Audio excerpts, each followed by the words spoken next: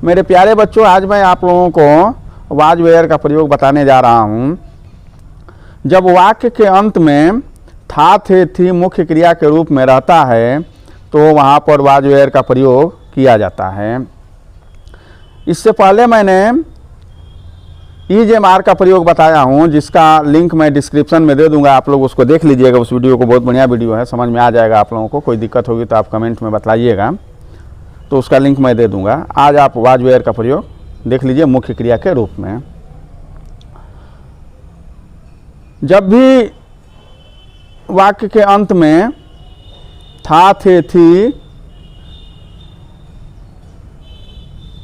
का प्रयोग मुख्य क्रिया के रूप में होता है तो वहाँ पर वाज वेयर का प्रयोग किया जाता है।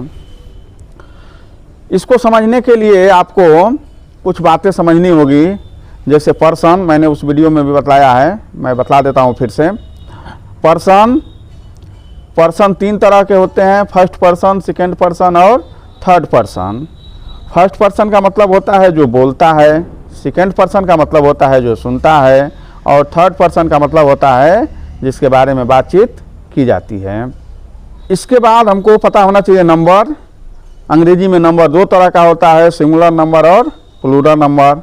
जब किसी एक व्यक्ति वस्तु का बोध कराना हो तो सिंगुलर नंबर, और एक से ज़्यादा व्यक्ति वस्तुओं का बोध कराना हो तो प्लूरल नंबर होता है। एक चार्ट होता है, जिस चार्ट के माध्यम से हम लोग समझते हैं कि फर्स्ट पर्सन और second person, third person, singular और प्लूरल में नंबर में क्या संबंध होता है। तो फर्स्ट पर्सन में आता है आई और वी, आई सिंगुलर नंबर में और वी प्लूरल में। सेकंड पर्सन में यू आता है जो सिंगुलर और प्लूरल दोनों में रहता है। थर्ड पर्सन में ही, सी, इट आता है सिंगुलर नंबर में और दे आता है प्लूरल नंबर में। तो इस तरह से आप लोगों को आई, वी, ही, सी, इट और दे याद कर लेना है। अब हम देखते हैं सेंटेंसेज हम कितने तरह के पढ़ते हैं। तो सेंटेंसेज हम चार तरह के पढ़ते हैं। Affirmative sentences, negative sentences, interrogative sentences, interrogative और निगेटिव सेंटेंसेज। सबसे पहले हम अफर्मेटिव सेंटेंसेज देखते हैं, उसका उदाहरण देखते हैं। जैसे मैं गरीब था, पास्ट टेंस की बात हो रही है, वाज वेयर का प्रयोग पास्ट टेंस में किया जाता है।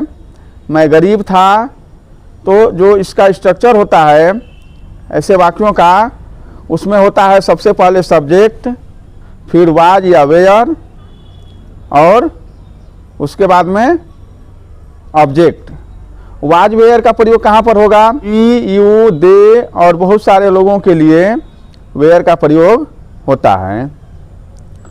तो आप देखेंगे मेरे प्यारे बच्चों, आप चार्ट में देख रहे हैं कि आई के साथ में वाज का प्रयोग होना है। उदाहरण में मैंने बताया है कि मैं गरीब था, तो आई हो गया मैं का अंग्रेजी, और आई के साथ में वाज लगना है। तो आई वाज पुअर, ये इसका अंग्रेजी हुआ, गरीब का पुअर, तो आई वाज पुअर।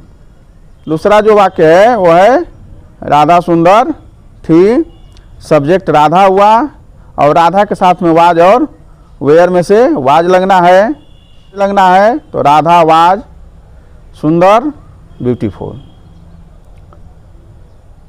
तुम नेता थे, तुम का अंग्रेजी हो गया यू, और यू के साथ में वेयर का प्रयोग करना है, तो यू वेयर, नेता का अंग्रेजी हो गया लीडर। तो अफर्मेटिव सेंटेंसेज बच्चों आपको समझ में आ गया होगा। सबसे पहले सब्जेक्ट, सब्जेक्ट के बाद में वाज या वेयर अकॉर्डिंग टू सब्जेक्ट, और फिर ऑब्जेक्ट, जो चीज़ें बच जाती है वो ऑब्जेक्ट कहलाती है, कर्म जिसको कहते हैं हम। निगेटिव सेंटेंसेज मेरे प्यारे बच्चों ऐसे सेंटेंसेज होते हैं जिनमें कोई नकारात्मक शब्द होता है, जैसे नहीं हो सकता है, ना हो सकता है, नो हो सकता है। ऐसे शब्द जिन वाक्यों में लगे हों वो निगेटिव या नकारात्मक वाक्य कहलाते हैं। इन वाक्यों की अंग्रेजी बनाते समय सबसे पहले हम सब्जेक्ट लिखते हैं। सब्जेक्ट मतलब कर्ता, उसके बाद में वाज या वेयर अकॉर्डिंग टू सब्जेक्ट, उसके बाद में नॉट, और नॉट के बाद में ऑब्जेक्ट। जैसे हम लोग धनी नहीं थे, तो हम लोगों का अंग्रेजी हो गया वी के साथ में वेयर का प्रयोग होना है, वेयर नॉट रिच। तो इस तरह से बच्चों आप लोगों ने निगेटिव सेंटेंसेस को समझ लिया होगा। कोई समस्या होगी आप कमेंट बॉक्स में कमेंट करें, मैं उसका जवाब दूंगा। तीसरे तरह के जो सेंटेंस हम पढ़ते हैं वो होते हैं इंट्रोगेटिव। इंट्रोगेटिव यानी प्रश्नसूचक वाक्य। प्रश्नसूचक वाक्य ऐसे होते हैं जिनके वाक्य के पहले या बीच में कहीं ना कहीं कोई प्रश्न वाले शब्द रहते हैं। ऐसे वाक्यों की अंग्रेजी बनाते समय हम सबसे पहले वाज या वेयर का प्रयोग करेंगे, उसके बाद में सब्जेक्ट का प्रयोग करेंगे, और सब्जेक्ट के बाद में हम ऑब्जेक्ट का प्रयोग करेंगे। कुछ ऐसे इंट्रोगेटिव सेंटेंस होते हैं जिनके बीच में प्रश्नसूचक शब्द रहता है। अगर बीच में प्रश्नसूचक शब्द है तो सबसे पहले हम WH वर्ड का प्रयोग करेंगे। WH वर्ड का मतलब होता है हु, व्हेन, हुज, ये जो वर्ड होते हैं इनका प्रयोग किया जाता है। उसके बाद में अकॉर्डिंग टू सब्जेक्ट वाज वेयर का प्रयोग किया जाता है, और फिर सब्जेक्ट का प्रयोग करते हैं, उसके बाद में ऑब्जेक्ट का प्रयोग करते हैं। तो इस तरह से बच्चों आप लोगों ने इंट्रोगेटिव सेंटेंस भी समझ लिया। चौथे तरह के सेंटेंस जो हम लोग पढ़ते हैं वो होते हैं इंट्रोगेटिव और निगेटिव।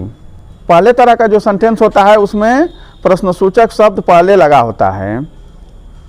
ऐसे वाक्यों की अंग्रेजी बनाते समय हम सबसे पहले वाज या वेयर का प्रयोग करते हैं अकॉर्डिंग टू सब्जेक्ट। हमेशा अकॉर्डिंग टू सब्जेक्ट मैं इसलिए बोल रहा हूँ कि अगर आप कर्ता का ध्यान नहीं देंगे तो आप गलत कर देंगे। तो वाज या वेयर में से कोई एक हम चुनेंगे, उसके बाद में सब्जेक्ट लगाएंगे, उसके बाद में नॉट लगाएंगे, उसके बाद में ऑब्जेक्ट लगाएंगे। दूसरे तरह के जो सेंटेंस होते हैं वो ऐसे सेंटेंस होते हैं जिनमें प्रश्नसूचक शब्द वाक्य के बीच में रहता है। ऐसे वाक्यों में हम सबसे पहले WH फैमिली से जो भी वर्ड आएगा उस शब्द के अनुसार, हिंदी में जो शब्द होगा उसकी अंग्रेजी के अनुसार जो भी आएगा उसका प्रयोग करेंगे।